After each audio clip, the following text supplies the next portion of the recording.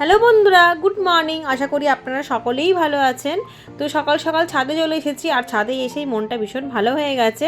কালকে দেখুন এই গ্রো ব্যাগের থেকে কপি তুলে নিয়ে গেছিলাম, কালকে না পরশু দিন হয়তো, ঠিক মনে পড়ছে না। তো সেগুলোকে আর সরানো হয়নি। এখন তো এই মাটিগুলোকে সব ব্যবস্থা করতে হবে, গ্রো ব্যাগগুলোকে আস্তে আস্তে খালি করতে হবে। কারণ কি, এই গ্রো ব্যাগগুলো একদম কম পয়সার বলে না, বেশি লাস্টিং না। তবে কমলাগুলো যেগুলো দেখছেন পেছনে, ওগুলো কিন্তু ভীষণ দামিও আর টিকসইও। ওগুলো প্রায় 6-7 বছর আরামসে চলে যাবে। আর অনেক গাছ সব ঠিকঠাক করতে হবে, কারণ এই সব গাছের ফসলগুলো তোলা হয়ে গেছে, যেমন সর্ষে শাক। আর এইদিকে টাপের যে পালং শাকগুলো ছিল, এগুলো তিনবার তুলে খাওয়া হয়ে গেছে। তবে এবারে আর ভালো দেখছি বাড়ছে না গাছগুলো, তো আর রাখবো না, তুলে ফেলবো। কারণ আস্তে আস্তে তো গরম পড়ছে, তো গরমের যখন পড়ছে তখন জায়গাগুলোও খালি করতে হবে। শীতে যতটা জায়গা লাগে ছাদে, গরমে তো তেমন জায়গা লাগে না, কারণ গরমের তো তেমন কোনো সবজিই নেই। তবু মোটামুটি যেটুকুনি হয় সেইটুকুনি প্রতি বছরের মতো করার চেষ্টা করছি। কিছু সর্ষে ফুল তুলে নিলাম, ওগুলো বড়া করব। আর সাথে কিছু সবজি তুলবো, যেই সবজিগুলো একেবারের জন্য তুলে নেবো, শুধু সেই সবজিগুলোই তুলবো।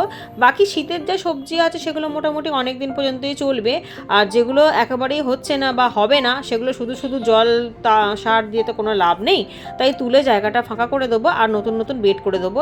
তবে নতুন বেড করতে যে নতুন মাটি বা সার লাগবে তেমনটা না। শীতে যেহেতু গাছে অনেক মাটি সার দেওয়া হয়েছে, মাটি না, আমি মাটি ছাড়াই গাছ করি। অনেক সার ঠার দেওয়া রয়েছিল, তরল সার, গোবর সার। তো সেই সারগুলো যেহেতু রয়েছে, যেহেতু শীতের গাছের শেকড় বেশি দূর অবধি পৌঁছায় না, মানে তলায় অবধি যায় না, ওপরই থাকে, তাই সারগুলো একদম কাজে লাগানো যাবে আর আক্ষেপ গাছ বসানোর জন্য। তো দেখুন আমি বেছে বেছে শাক ঠাক তুলে নিচ্ছি। আর এদিকে আলুর গাছ ছিল, আলু গাছের এবারে অনেক শাক খেয়েছি। আলু আলু করতে গেলে আরও বড় জায়গা লাগতে হতো, কিন্তু আমি যেহেতু শাক খাবো বলে ছোটো জায়গা করেছিলাম। আর দেখুন ছোটো ছোটো 4-5টা আলুও হয়েছে।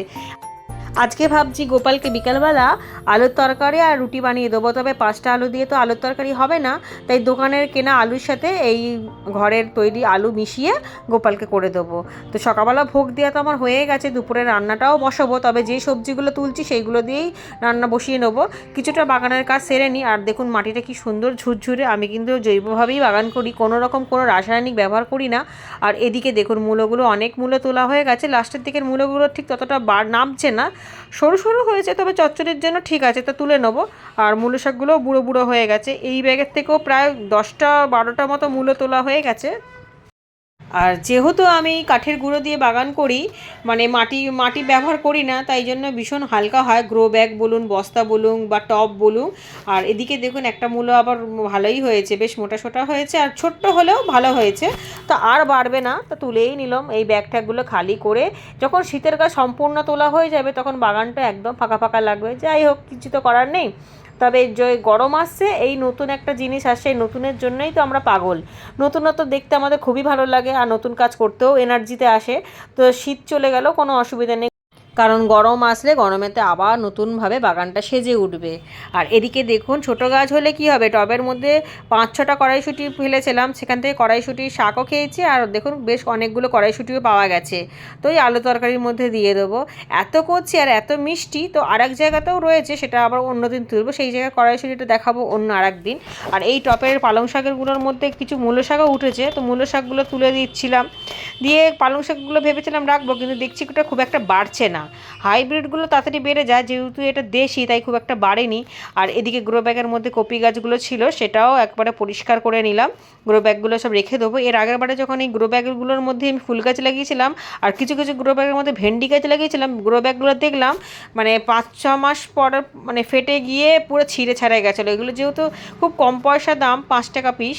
আর হলুদগুলো দাম বেশি আছে, ওগুলো অনেক টিকসই। কিন্তু যেহেতু আমি শীতের সিজনের জন্য খালি কপি গাছ টপি গাছ এইসব করবো, তাই আমি কম পয়সাতেই এনেছিলাম। 24টা মনে হয় এনেছিলাম। তো ঠিক আছে, একটা সিজনের জন্য ঠিক আছে, রেখে দিলে এবার যদি কোনো ফুল গাছ লাগাই, তো ফুল গাছ টুল গাছ সবই করা যাবে, একটু ছায়াতে রাখলেই হলো, বেশি কড়া রোদ না পড়ে আর বৃষ্টির জল বেশি না পড়ে। আর দেখুন কত পেঁয়াজ তুলেছি, ছোটো ছোটো পেঁয়াজ বসিয়েছিলাম, সেখান থেকেই গাছ হয়েছিল, সেখান থেকে অনেক পেঁয়াজ কালিও পেয়েছি, আর পেঁয়াজ পাতাও ব্যবহার করেছি, এখন সবটাই তুলে নিলাম। তবে পেঁয়াজ আমি অনেক জায়গাতেই করেছি। আর দেখুন কালকের জন্য অনেকটা সবজি হয়ে গেছে, আজকে এগুলো কাজে লাগাবো না। আজকে মোটামুটি আমার যা সবজি উঠেছে সেখানে কালকে খুব ভালোভাবেই ডাল চচ্চড়ি সব হয়ে যাবে। আর পেঁয়াজটা খালি কাজে লাগাবো না, পেঁয়াজটা দুদিন থাক, পেঁয়াজটা সঙ্গে সঙ্গে করব না, কারণ আমার মেয়ে একটু চাইনিজ ডিশে রান্না করবে। তো ঠিক আছে বন্ধুরা, নিচে চলে এসেছি গোপালের ভোগ রান্না করতে বিকালের। আর দেখুন জলখাবারে দিয়েছি গোপালকে গরম গরম রুটি আর আলুর তরকারি, নতুন আলু দিয়ে।